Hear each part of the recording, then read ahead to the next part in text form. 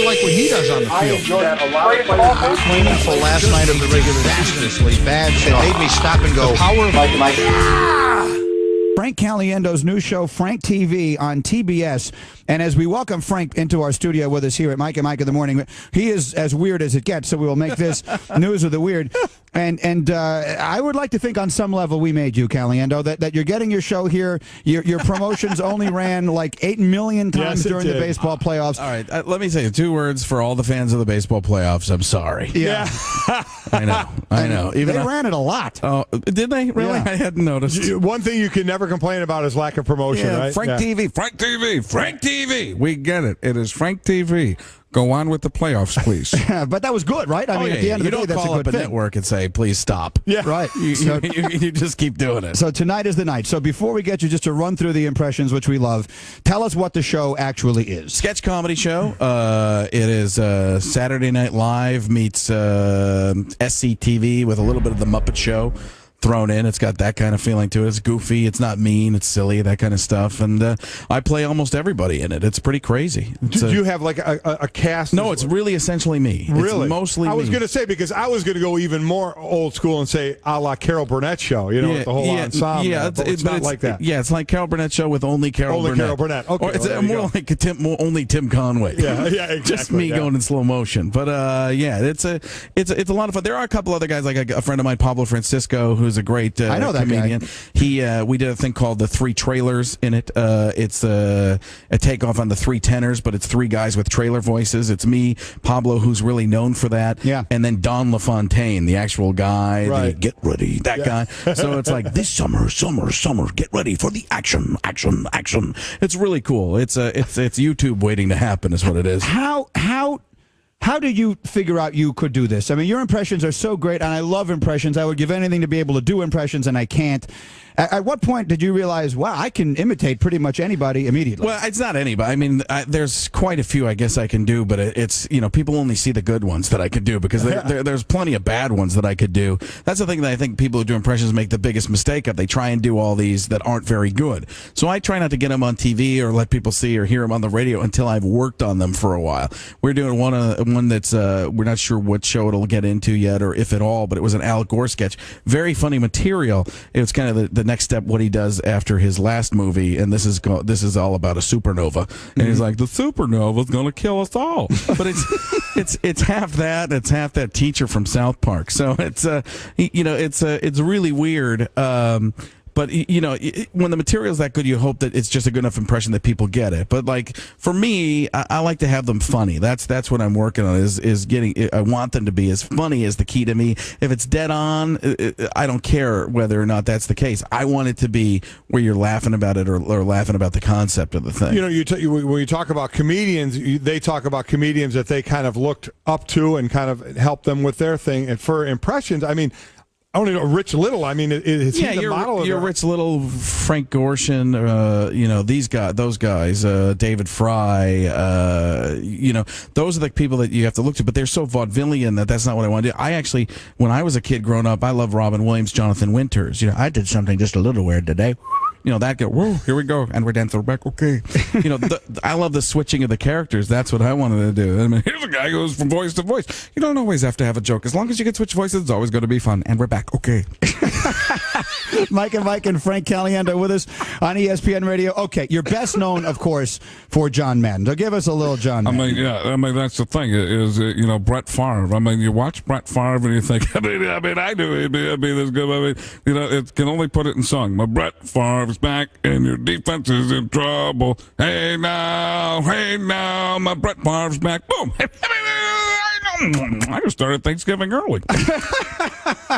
Okay, so that one is obviously very good.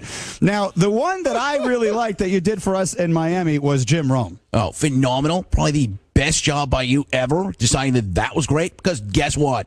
It is incredible. It's incredible, phenomenal, other 4-syllable words I can't think of, and right now, you're trying to figure out how great I am. Guess what? I am that great.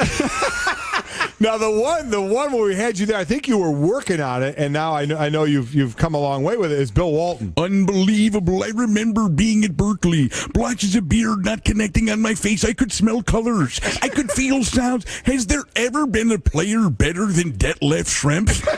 I mean, watching a guy 6'10", I don't know where he's from. I don't know what country he's about, but I will tell you what, watching him shoot from the outside is unbelievable. Fred Roberts, look out. There is world be free. I don't care who you are. This is Howard Isley. Does it matter? I don't think so. This is what basketball is all about. Luke, come to the dark side. I am your father.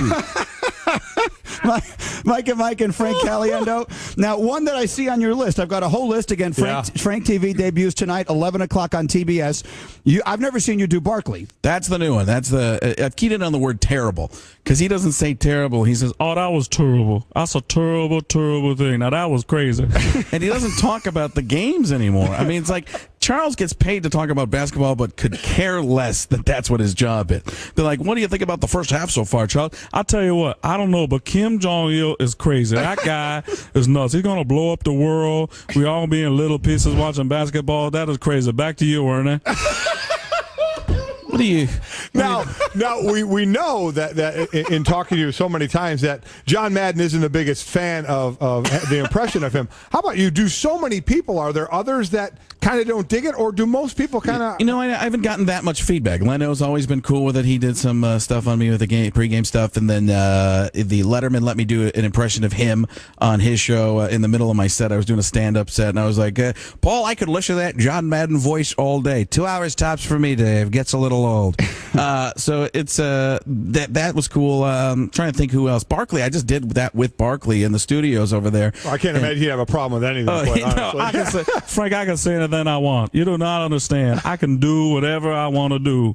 That is crazy. That was terrible. It's like I'm a stereo. There's bass and terrible, and that was terrible. Mike and Mike, Frank Caliendo in studio with us, ESPN Radio. Golik's favorite, and we got to meet him, and it was great, is Adam Sandler. Hey, how you doing? It's great to be here and talking to you guys on Mike and Mike. Yeah, I just doing a movie, and it was a lot of fun, and great to stop by. I listen to you guys all the time. I see you on the billboards out there, and it is great to see your giant heads in person. Wait, okay. Now, there are some other, I'm trying to remember the ones that you did last time. I don't think you did Sean Connery. Oh, yes, I've got a license to thrill, and I'll use it. Yeah. We do a sketch in episode 2 that's the Sean Connery Voice Club for Men. And so I just got everybody saying, things like, would you like to meet me at the hotel? Teaching a bunch of nerdy guys how to do that. And we even throw in, only the penitent man will pass. Oh, my God. And I saw in some of the previews of it, obviously the Seinfeld, looking at the car with the whole crew of Seinfeld. Yeah, that came from, we were trying to figure out a way that I could do all the Seinfeld characters, and it seemed real because I'm fatter than all of them. So we made it in the year 2027. It's like, they're 20 years later, and they're all 50 pounds heavier. And as Jerry comes in, somebody stole my hover shoes. I can't hover. I can't glide. Stole your hover shoes, Jerry. That's despicable. Who would do such a despicable thing? Hey, Jerry, you're not going to believe this, but I lost your hover shoes in a poker game. Don't worry. I'll get them back. I hope. Yeah! See, that was crazy. Oh, my goodness. He's going from voice to voice again. Whoa! Starts to zig. And you think he's going to zag? He zigs again. That was horrible. That was terrible. I have never seen a play that bad in my entire life. Oh, my God. Oh, my God. You hurt. FrankCaliendo.com. You can see all his impressions and his tour schedule. Quickly, we can't let you go without doing the president. Of course. Watch it on Tibus, TBS, Frank Caliendo, Frank Television, 11 o'clock Eastern, 10 o'clock Centrale. And I promise to you that it will be interesante, as they say in Espanolish. I mean, I don't know what he said there, but I think that was not fun. It was horrible. I say terrible. Oh, my goodness. Oh, my God. Oh, my God. All right, so tonight on TBS, quickly, which of us would be easier to do an impression of? Because